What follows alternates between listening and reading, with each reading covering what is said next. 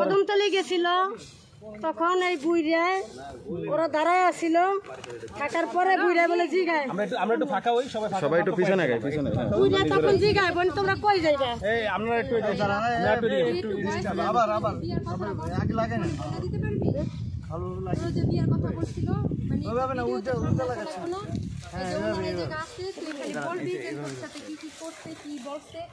আমি সত্যি এইসব করে দেব এই পিছে জায়গা না দাঁড়ান সবাই পিছে আসি আমরা জুম করে নিমু না অসুবিধা কি সবাই পিছে আসি আচ্ছা তুই বইলা দে ওনাদের ওরও বলছে ওরও আমার বান্ধবীর বলছে হ্যালো আমার সাথী জোরান থেকে কদমতলি গেছিল আমার ভাই থাকে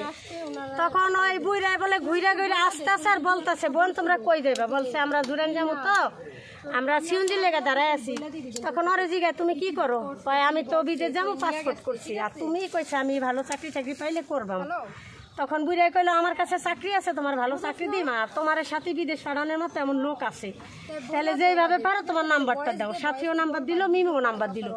দেখো 2-3 দিন পরে খালি বুড়াই ফোনে দিতে আছে দেখুন আমি যখন ফোনটা ধরি না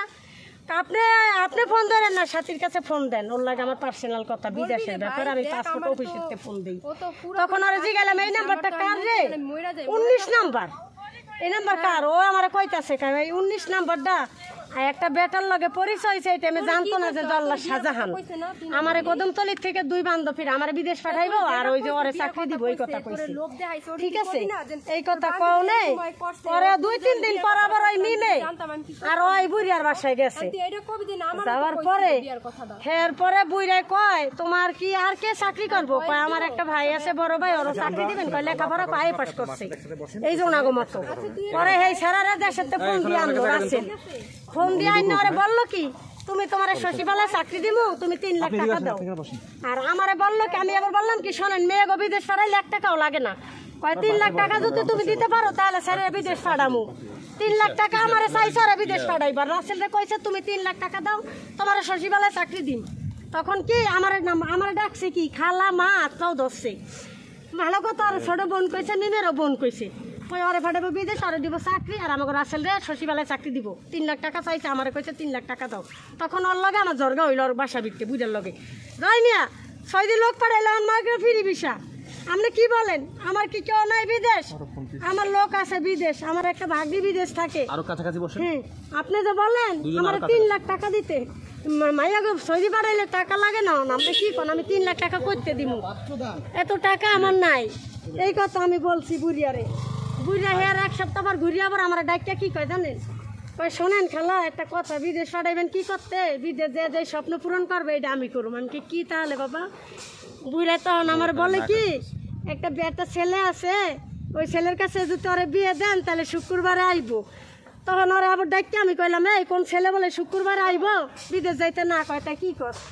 না আমি পাসপোর্ট করে আলাইছি টাকা পয়সা দৌড়ে খরচা করছি বিদেশে যাবো আমি কাউটার আশা করি না এই সেরি আমার এইটা বলছি বলার পরে বিদেশে যাইবো গা তখন আবার 15 দিন পর আমার ঘুরিয়া হয় আমার কয় আসেন তো খালাম্মা আমার ঘরে আমি কই না আমি এখন ঘরে যাবো না আপনার লাগে একটু কথা আছে আমি কি কয় আপনার মেয়েটা জানেন আমার কুমিল্লা 5 তলা বাড়ি এটার কাজ কাম চলতেছে কেরানীগঞ্জ জায়গাও কিনছি আমি এইসব যদি ও আমার লাগে বিয়ে বসে তাহলে আমি রাজি ওদিন থেকে আমার কলজাটা এত বড় কলজাটা আমার এত ডুবে গেছে ভয়ে যখন ও আমার বিয়ার প্রস্তাব দিছে তখন আমি না কইছি তখন ও না কইছে ও বিদেশে যাইব তখন আমি বাসায় না তেজের ঠেলায় আমি গেছি কই যাত্রাবাড়ি আমার এক বোন আছে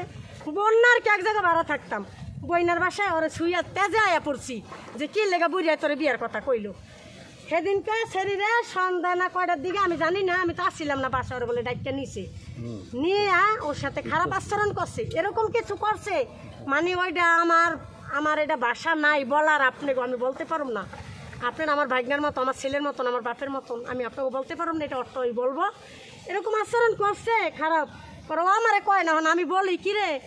তোর এই অবস্থা কা মুখ টুক কালা এসেও খারাপ দেখা যাও না আমারে কয় না বয়ে পরে আর 1 সপ্তাহ পর বুঝায় কইতাছে পরে আমার ঘরে একটু বিদেশের ব্যাপার আলাপ করো মায় যে আর কি আমরা মায় মেয়ে ব্যাপার শুয়ে আমরা মোবাইল দেখতেছি আর কি অনরে ডাকছে তখন আমার মেয়ে যদি জায়গা আমার সাথে তুই রাইতে সন্ধ্যার একটু মনে হয় আগে 7:30টার দিকে আমার আইডিয়া মানে আর কি 7:30 হইবে ডাকছে, তখন ওর পিছে পিছে লোর পারছি দেখ এই যে আপনি সময় নাই ওর সময় না, আপনি কি পাইছেন ওরে খালি ডাকতে আনেন কি করতে আপনি? এই মহিলা বেশি কথা কবি না, কইলে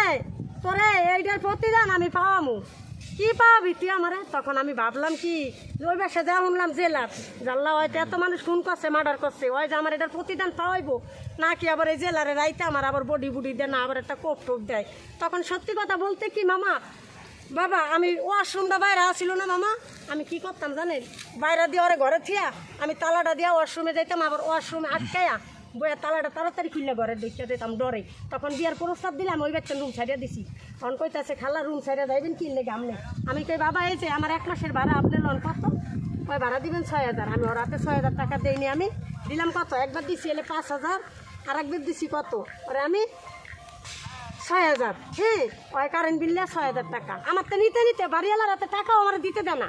আপনি বাড়িওয়ালার টাকা দিন না, বাড়িওয়ালা এলে ফক্কর করবে আপনি তো আমার খালা কই আপনারা আনছি নাই না, মানে খালা কই আনছে ভাড়াটা আমি দিব, আমার রুম ভাড়াও দিতে দেন, আমার হাতে টাকাটা ওই নেয় নিয়ে ওই দিতে আসে, ও দিচ্ছে কি না সেটা জানি না। ফের কয়দিন পরে শুনতেছে কি মানে ওর রুম ভাড়া বাজ্যা গেছে, তখন আমি ওরে কই কি রে আমার ভাড়া আমি বুড়িয়ারে ক্লিয়ার করে দিতে আসি, আর বাড়িওয়ালায় কইতাছে